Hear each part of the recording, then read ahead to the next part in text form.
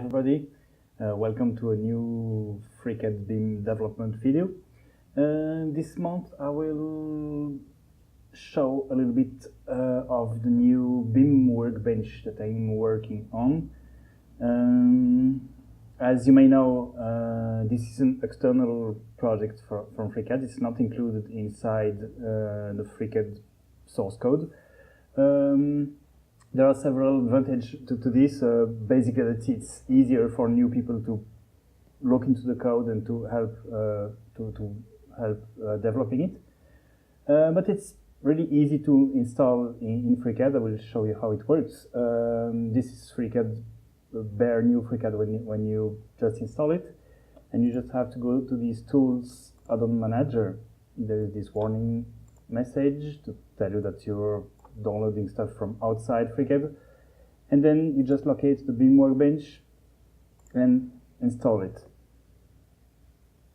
and that's it. After that, you can close FreeCAD and reopen it, and then we have our BIM workbench here. So when you start the BIM workbench, the first thing you get is this welcome screen. Everything that's being done in the BIM workbench is quite experimental. I'm trying to find ways to make working with BIM in FreeCAD easier and more intuitive for new users. So the idea of this screen is to explain you quickly how things work, and there will be a simple tutorial that's not there yet that will walk you through the first step of working with FreeCAD. When you click OK, you get to this setup screen, which will allow you to set up a couple of preferences for, let's say, the most common preference to work with BIM in FreeCAD. As you may know, if you already worked with FreeCAD, the preference system of FreeCAD is becoming huge because every workbench adds some new features, so it begins to become quite gigantic. So this is an attempt to simplify things. So you just have one simple screen, and you set all the units you might want here. I will, for example, work in centimeters. I want 0 decimals. I want one grid square to be 10 centimeters and one grid line every meter. The rest I will leave it the way it is. Okay, and then everything is ready to work with BIM. So all we need to do now is to create a new document, and we can start working. So basically, let me move this to a more convenient place. Basically, at the moment, the BIM workbench is basically almost the same as the Arch workbench. It has all the Arch tools, all the draft tools, and a couple of other tools that are taken from other workbenches, such as Spart, for example.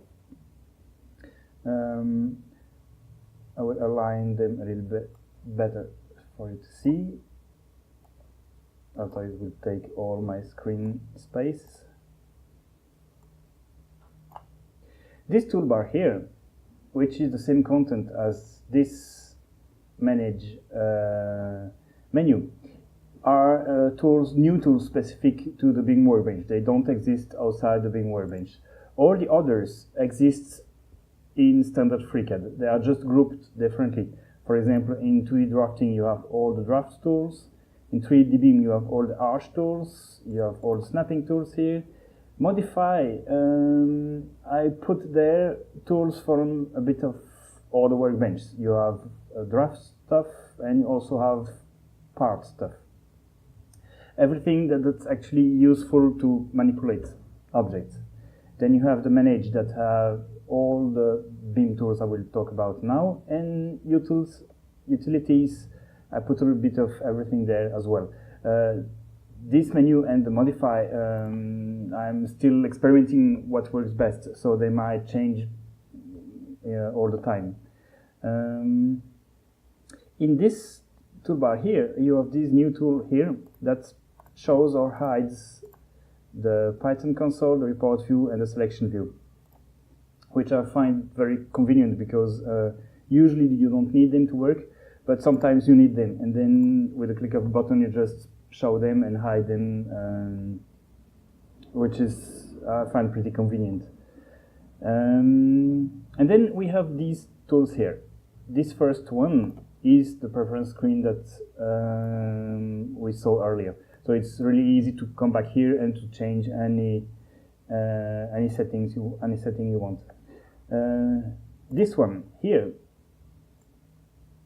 is a complete project setup. So here you can set all the basic things you need for a new project. So you can set up a site, you can give it name, address, and position. Later on, the idea is to extend this to, for example, take a location from the internet, from OpenStreetMap or some site like that. Then you can define a building, you can give a couple of settings of that building, and you can define axis grid. And then you can define some levels that will already be packed in it. And then after that, you can save a preset, which is pretty useful. Then you can just grab another setting that you defined earlier. I will make a quick one here, just to see, let's say, 10 meters, 6 meters,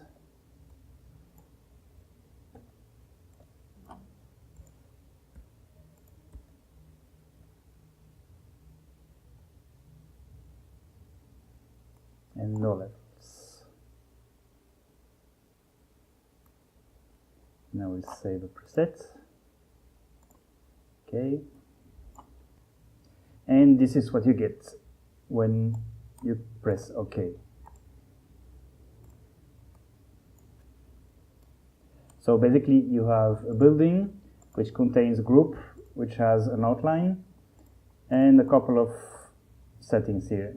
So with that, basically it's just a couple of lines, but you now have a good base to start working with stuff. Like let's for example,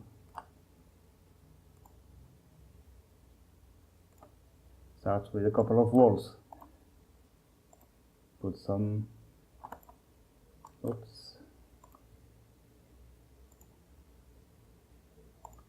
some columns. Anyway, you have with this like a base already set to work easily. So what's next here? We have a level manager, a Windows manager, an IFC elements manager, and a views manager. So I will load an existing file of mine so it will be easier to see how all this works. So here we are. Then we have the levels manager. Levels manager, basically it manages the different levels of your project. And you can easily from here change the name and the level of any of those. Delete and add new levels. So basically this is convenient window. You're not forced to use it. You can still use the normal standard tools to add each level manually in your model here. But let's say this is an easy management window. So you can see all your levels at once and change everything quite easily. These options here are not functional yet, but they're coming with the new building part object that I'm working on now. So the idea is that from this window you can just double click. At the moment it doesn't work, but you could just double click one level and find yourself in the right view, ready to work on that level in top view and with the working plane already set. Then we have this Windows Manager, which just lists all the windows of your project. It shows windows and doors, which are the same object in FreeCAD. So you can classify them, for example, by size, which take the height and width and groups them like that. You can show which one is a clone of which one, or by tag, or by material. Several ways to organize these windows.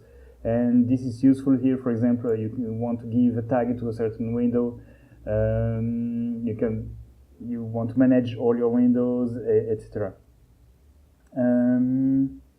This later on, I will also use this screen to produce a nice window schedule automatically.